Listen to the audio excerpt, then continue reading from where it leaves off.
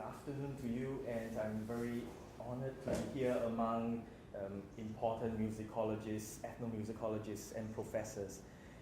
When I was asked to come to represent the Singapore Ministry for this event, I was told that I was just a friend to the violinist, and I didn't have to do anything.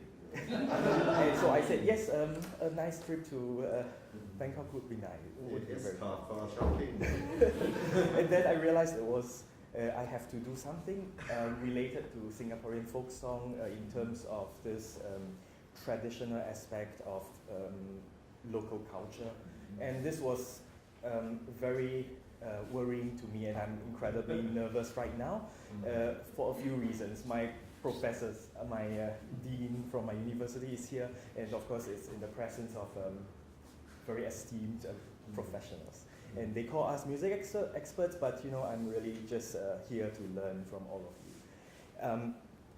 I just want to introduce myself. My name is Ka-Chun Wong. I have my own ensemble in Singapore, which is made up of ethnic instruments, and one of the things that I have recently been interested in is the archival of culture in Singapore, mainly because it's we are part of this Malay peninsula that includes also some parts of Brunei, Malaysia, and also Indonesia. And I just want to show you what I do usually. I studied in the Yong Siew Toh Conservatoire of Music as a composer, absolutely in almost a Western medium. And only when I was a student there, when I was maybe 21, 22 years old, 5 years ago, that because of the school, I was encouraged to explore some kinds of traditional outreach, interaction with Chinese orchestras and Indian traditional ensembles in Singapore, and that was the time that I started getting interested in this. So I come from the point, I have come from the point of view as a Western trained musician interested in this European way of performance.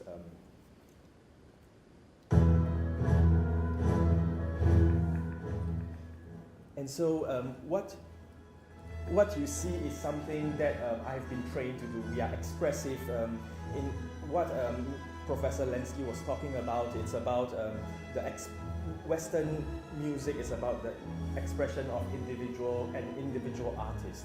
This is completely different from traditional music as a whole, because usually it's functional, it accompanies a kind of ritual, a kind of ceremony, and the ensemble is fairly homogeneous.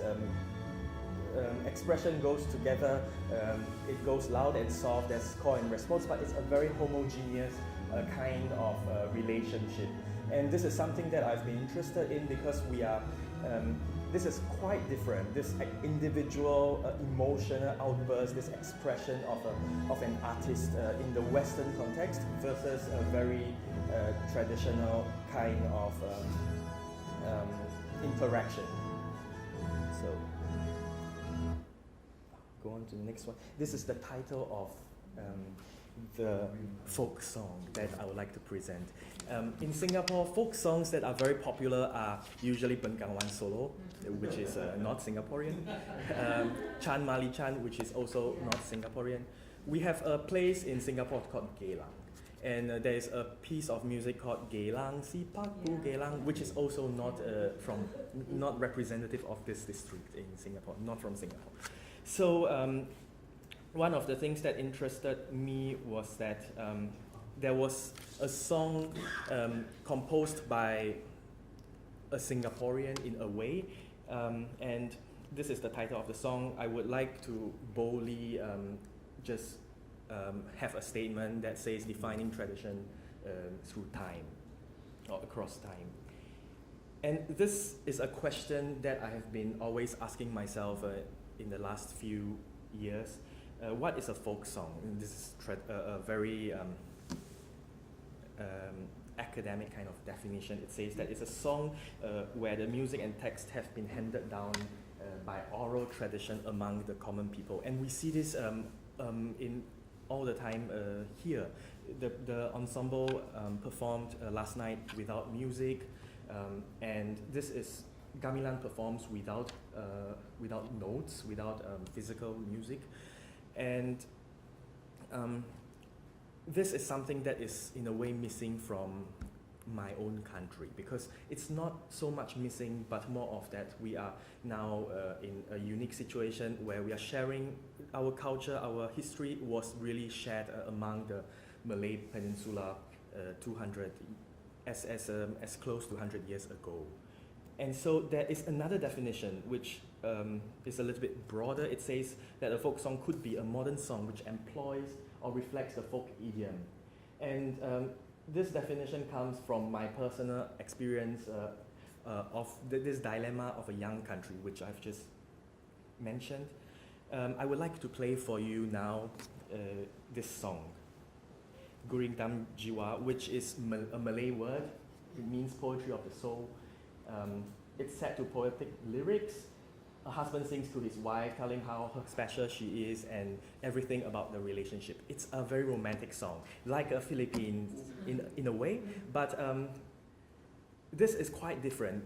With our Philippine friends, it's very expressive. You know? It's romantic. We want, we love you, and we want something special.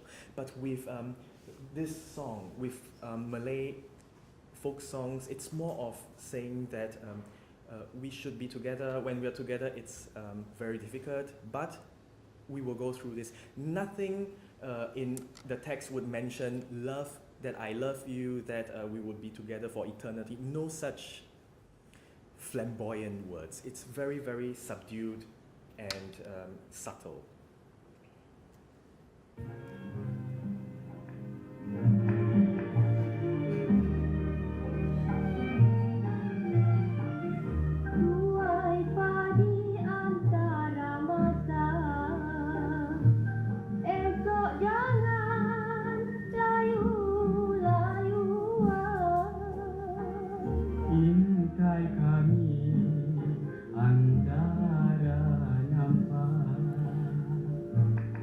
That while they're singing, they're doing their own things. It's not like we sit down in the park and I sing, I whisper to you, or we are in a private dark corner.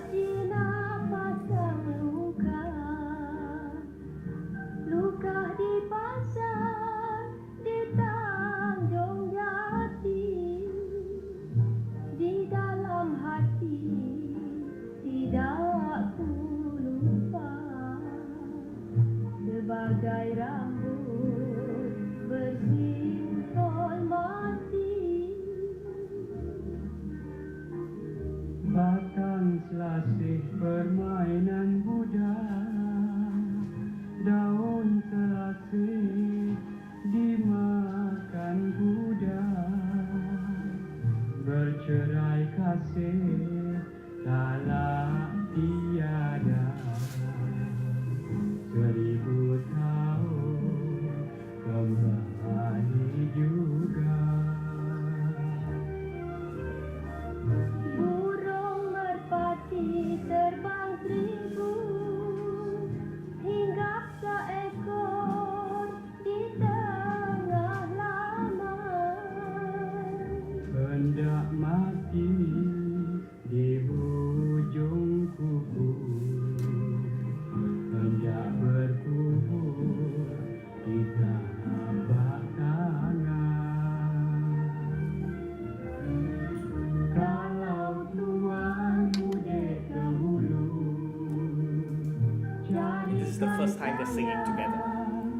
Bunga kemboja. Kalau tuan mati dahulu. Nantikan saya di pintu surga.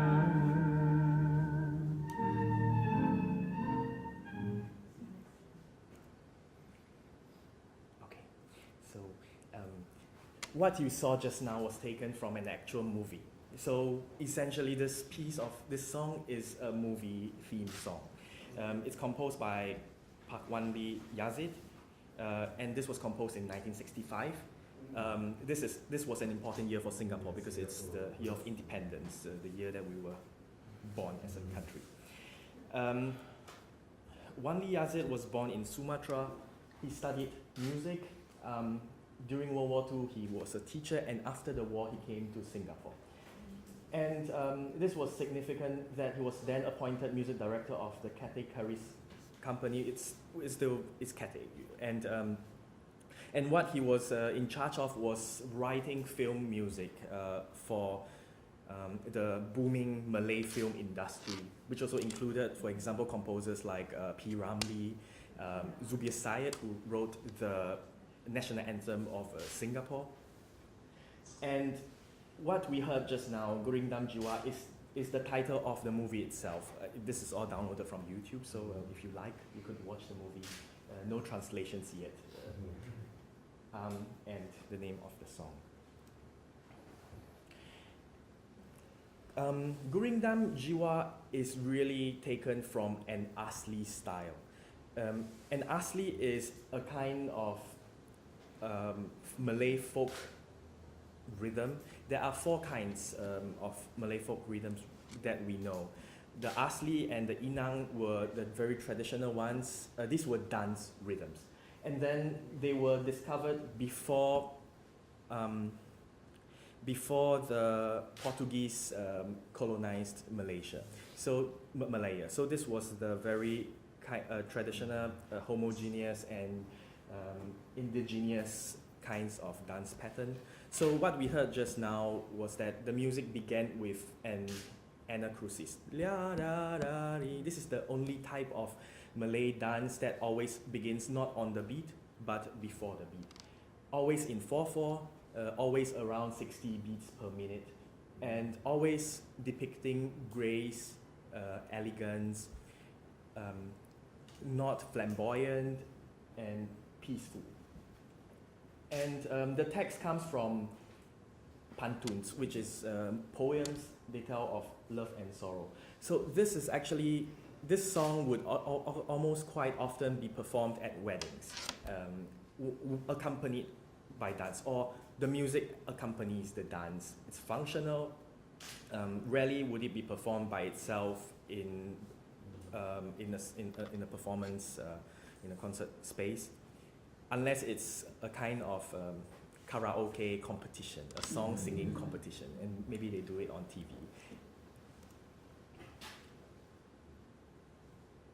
Yeah, and we realized that it sounds very familiar. It's based on the diatonic scale. We hear instruments that are very familiar. This was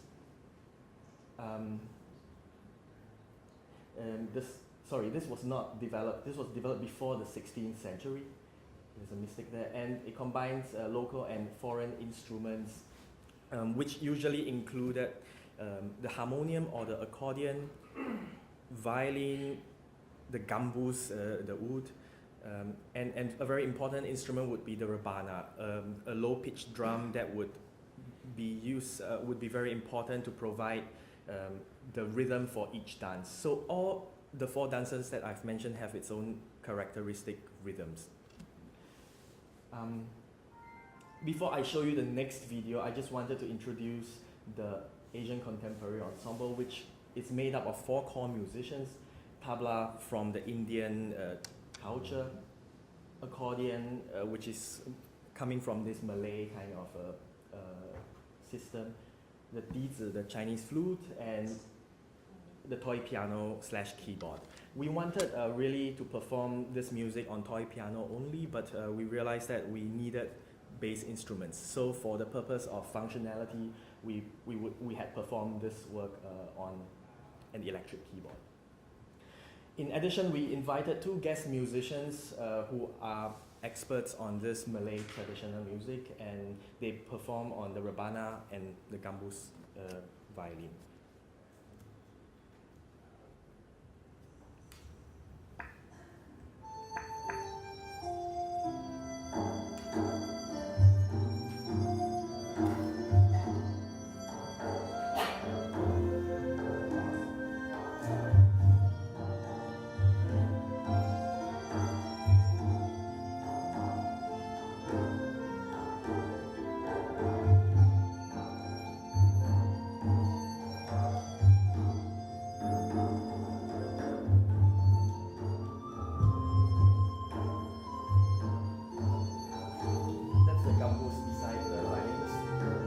keys he played on the violin instead. And Govin is playing on the tabla, which is an extended kit, something like a drum set, but without snare drum. And that's the rabana, so you hear this very strong sense of rhythm.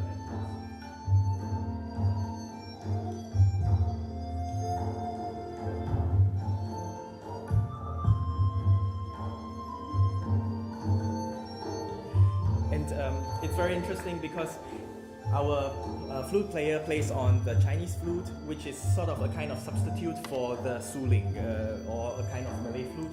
And she's using a kind of combination of Chinese ornamentation and the Malay ornamentation that was taught by the Malay musicians.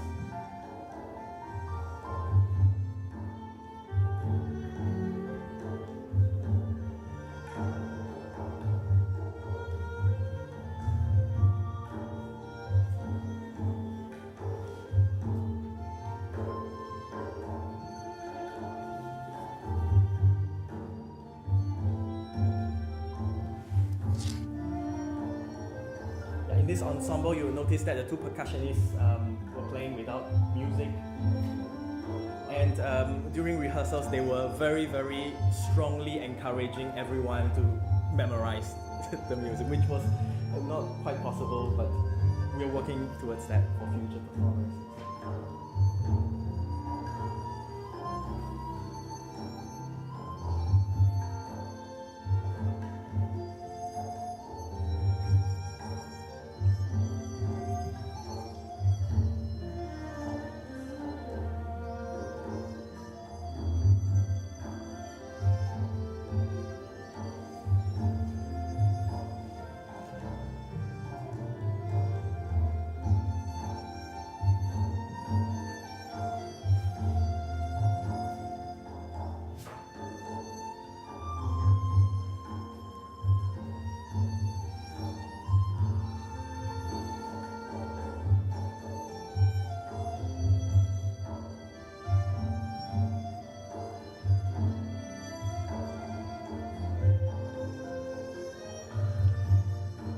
By the way, they are wearing their traditional costumes. So Chinese, the Malay traditional costumes, Indian and Malay.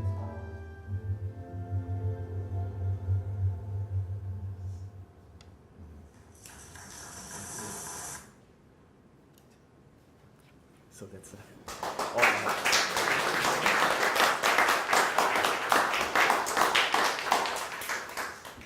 So do we have a question? Yes. Yes, I have a question. I'm a little mixed up now because you said that this music has influenced by the Portuguese in the 16th century based on diatonic scale. As far as I know, from the music in the 16th century in Europe, we still had no harmonic music. It was still a linear polyphonic music in modal church modal systems. So I think comparing that music together with the 16th century. So in Europe, there's something that doesn't work. Right. Because the language here, this harmonic language, in Europe developed early 18th century, something like that. Yeah, I want to clarify this. With the 16th century, I meant that the Portuguese colonized this part of Asia. And with it, in the next 200 years, the instruments, the Western instruments were brought in, such as violin and accordion, harmonium. And then in the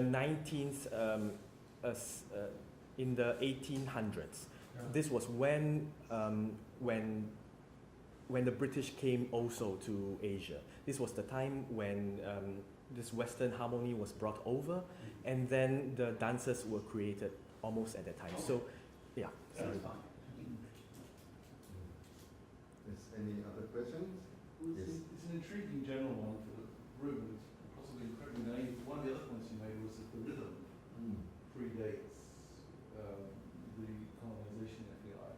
And I'm interested to know to what extent it's possible that dance energies and rhythms predate the harmonic and melodic materials, so that the dance for us is the rhythm. The rhythm is the thing that sort of perhaps traces back the furthest. Is that a reasonable understanding? Because I know the work. So the dance rhythms in the Philippines are the rhythm you mentioned there. I think it's difficult because we have no proof about these Exactly. science. Yeah. It's just speculation. Yeah. But there's a certain sense to it that you would feel the physical energy of the rhythm lasting through different manifestations of harmony and melody. It is possible. In other words, it may be the longest lasting Probably. dimension. Yeah. Sorry. Yes. No, maybe. We can